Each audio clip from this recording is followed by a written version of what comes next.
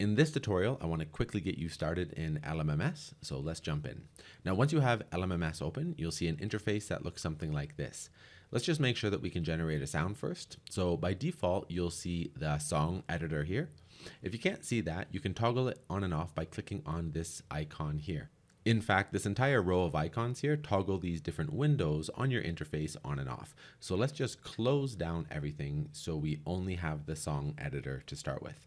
Now, within the song editor, you'll notice that by default, we have a triple oscillator to start with. If you don't see a triple oscillator, you can add one by clicking on this Instrument Plugins tab and then dragging the triple oscillator onto the song editor here. The song editor will contain the different layers of our song. Now, in our case, we only need this triple oscillator. So when dealing with your song editor, you could just remove everything else other than what you need by clicking on this gear icon and then clicking on remove this track. Or in our case, what we're going to do here is we're just going to disable these other tracks by simply clicking on this little LED light here. We'll just keep our triple oscillator enabled.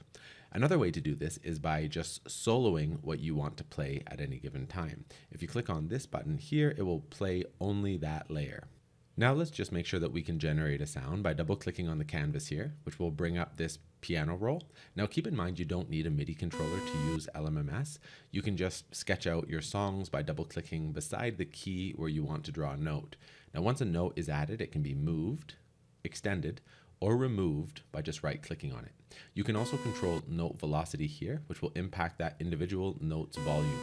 And now let's imagine here that you've designed a nice little motif and you want to repeat it, but you don't want to have to keep sketching it out. So let's close down our piano roll here. And what we'll do now is we'll grab our patterns, we'll right click and click on copy, and then we'll select the next available cell and we'll click on paste. And then we could do that for as long as we want. And if needed, we could dive into any individual motif to change the notes in order to develop the song or add a slight variation. Now, with most instruments that you add to your instrument list here, if you click on that instrument itself, it will bring up a pop-up which will allow you to manage the sound that that instrument is generating. Here, we're just managing 3 oscillators, but as you can see, I can change the volume and the pan, for example. I could also change the oscillator from a saw wave to a square wave or a sine wave, and so on. Essentially, I could change these settings to create an entirely different sound. Okay, now let's jump in and learn more about the beat and bassline editor. Again, what we'll do is we'll solo this track and then we'll click on it to bring up the bassline editor. Here, we can sketch out a bassline or plan out the drums for a track. By default, you'll notice here that we have one kicker. So let's begin by adding beats on 1 and 3, 1 and 3, 1 and 3, and then we'll leave this bar empty. You can click on this play button at any time to play what you have so far. We can also add more tracks to our bassline here by opening up instrument plugins and then adding another kicker into our bassline editor. Here, let's add notes on 3, 3, 3, and then 2 and 4. Now we can click on each kicker and we'll turn up the frequency slope on one and we'll turn down the frequency slope on the other. This will make each drum layer sound unique. Now let's play again to hear what we have. Okay, now let's go back to our plugin section here and we'll add a mallets layer. Now here we'll add mallets on 2, 2 and 4, 2, and then 1 and 3. And let's just hit play again to hear how this sounds. Okay, so now let's add this bass layer to our track by simply clicking on the first cell on the canvas right here. Now, rather than copying and pasting like we did before, we can actually just stretch this out by hovering over the first cell here and then pulling this over to the right. Now we can play both layers of our song by clicking on this play button here. We can also control the volume or pan of each layer using these sliders here.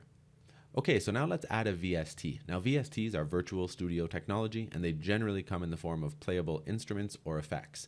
Within LMS, you'll need to place all of your VST plugins in the same folder.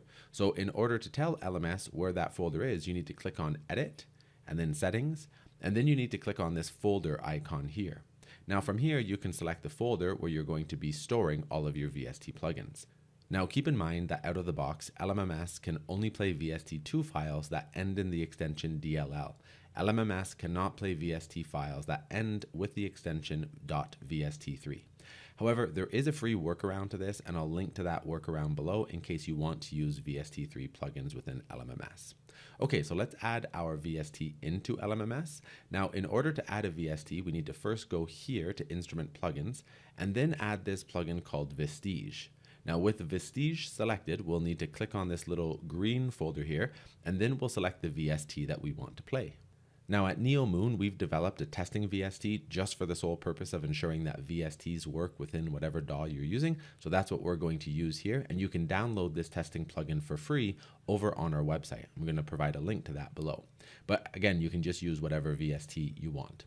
Actually, as a bit of a side note here, if you want to learn how to create your own virtual instruments from scratch that you could sell without having to know how to code, head over to NeoMoon because we have 2 courses that will teach you how to do that. One of our courses is a no-code VST development course, and the other is a VST UI Design Course. Again, links to both courses can be found below. Okay, so as you can see here, I have NeoMoon's testing VST plugin opened, and I'm able to sketch out a new track here where it says Vestige.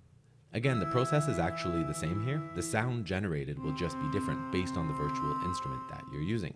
You could use synths, violins, pianos, really any virtual instrument that you can get your hands on.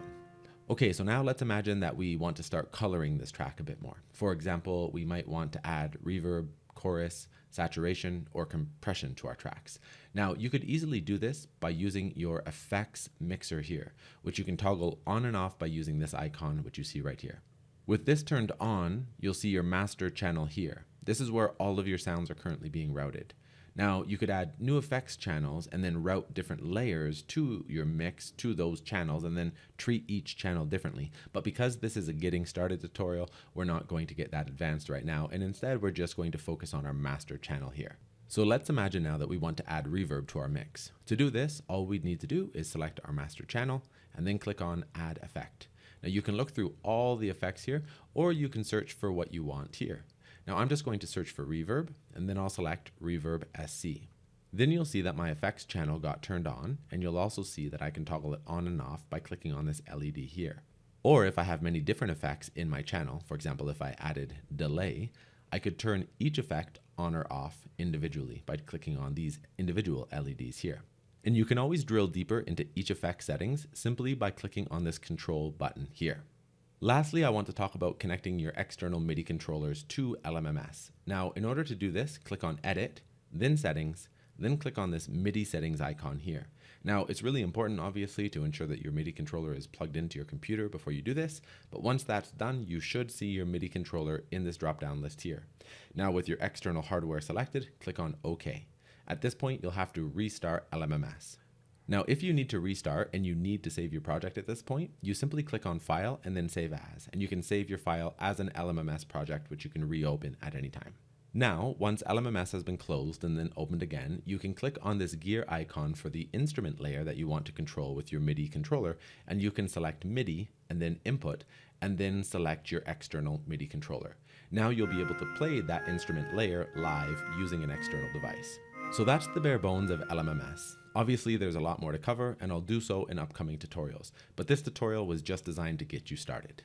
Now, before signing off, I just wanted to remind you that at NeoMoon, we run a VST development and design agency. So if you're looking to build a VST and you need help getting your audio plugin build complete, I'll leave a link to our agency below for you to check out. Or if you're more of a do-it-yourselfer, as I mentioned before, we have 2 no-code VST development courses that you can take to learn how to develop as well as design VSTs, not only for LMMS, but for a wide range of DAWs. So that's all I have for you today. I hope you found this helpful, and don't forget to like and subscribe as we publish new information on LMMS, audio production, and VST development regularly. Thanks for stopping by today.